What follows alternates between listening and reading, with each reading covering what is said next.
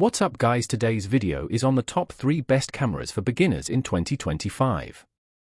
Through extensive research and testing I've put together a list of options that'll meet the needs of different types of buyers, so whether it's price, performance or its particular use, we've got you covered. For more information on the products I've included links in the description box down below which are updated for the best prices. Now let's get started. Number 3. Sony ZV-E10. The Sony ZV-E10 is a logical gap filler in Sony's lineup. A vlogging-focused camera with an articulating screen, boosted microphones, and a compact body, it's a powerful little video tool and takes impressive photos. Remember when Sony cameras didn't even offer vloggers so much as an articulating screen? That wasn't long ago, but the Sony ZV-E10 is the latest in a growing line of video-centric Sony cameras that fixes this limitation, while neatly filling a gap between its entry-level, Sony ZV-E10, and mid-range, Sony a6100, offerings. There's a 24MP APS-C sensor at its heart, and it's powered by Sony's NP-FW50 batteries. The camera captures 4K video at up to 30 frames per second, and as far as still go, it does everything the a6100 does. Sony's made the ZV-E10 lightweight, with the compact body taking less space in a kit bag and hand than an a6100, for example. It's smaller because it loses out on a viewfinder and flash, though Sony does add a larger microphone grille at the top of the camera, which in turn boosts its sound recording. Out of the box, one way the Sony ZV-E10 stands out is with its live streaming capabilities. It works with both UVC to UAC support and when matched with Imaging Edge webcam, an app available for Mac and Windows machines. The 425-point autofocus system of the Sony a6100 was great, and it's still impressive at the ZV-E10's price, pulling focus in just 0.02 seconds. This means photographers can tap a subject on the viewfinder, and the camera will then track it automatically around the frame. If the subject has a face, eye detection is used until they turn away the camera, after which the AF will revert to real-time tracking. The Sony ZV-E10 is a great, lightweight vlogging camera with a fully articulating screen and impressive video quality at up to 4K resolution, 30 frames per second.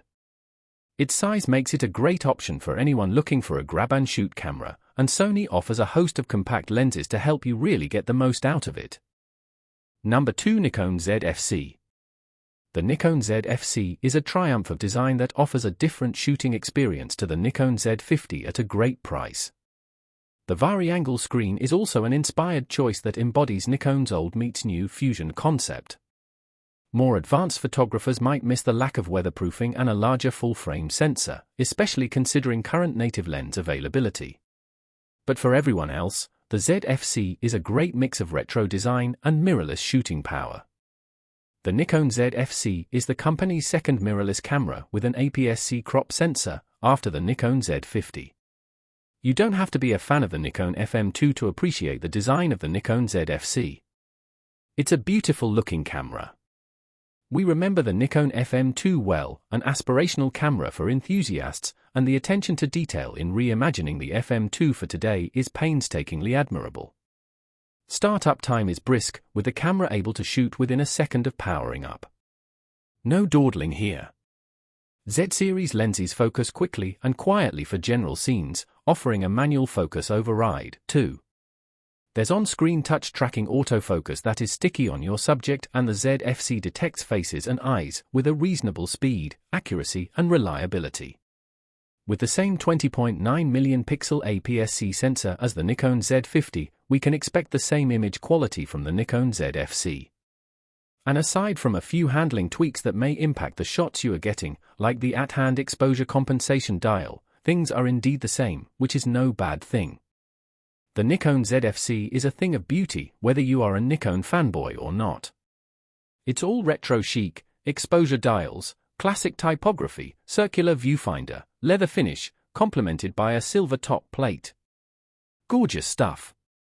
Number 1. Canon EOS R10. The Canon EOS R10 is a versatile little powerhouse and one of the best cameras around for beginners. Thanks to its modern autofocus smarts and good handling, it's an affordable way into the EOS R system for new converts and an enjoyable second camera for existing Canon fans.